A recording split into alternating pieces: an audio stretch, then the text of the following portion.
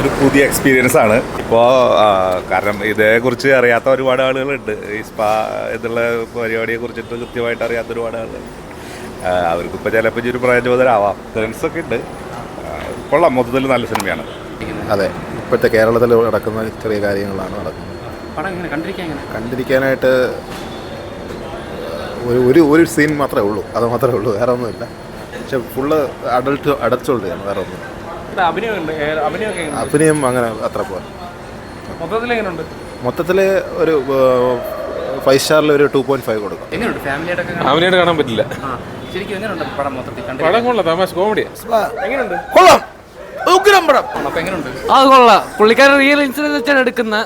നല്ല കോമഡി പടം, അത്യാവശ്യം നല്ല കോമഡിയാ, നല്ല അടിപൊളി പടം. കണ്ടുകൊണ്ടിരിക്കാം, മോശമല്ല. മലയാളത്തിൽ ഇങ്ങനെ ഒരു പടം ഒരു കെട്ടിടത്തെ മാത്രം വെച്ച് സെറ്റ് ചെയ്തിരിക്കുന്നത് നല്ലതാണ്. പോയിട്ട് ഈ ഇപ്പോഴത്തെ ഒരു ആധുനിക കാലഘട്ടത്തിൽ ഇപ്പോൾ വിഷയങ്ങളൊക്കെ ഉയർന്നു വന്നുണ്ട്. നന്നായി ചിത്രീകരിച്ചു. കുഴപ്പമില്ല, അങ്ങനെ ഒരു വലിയ വിഷയമൊന്നുമല്ല, നന്നായി കാണാൻ പറ്റും. നല്ല സിനിമയായിരുന്നു.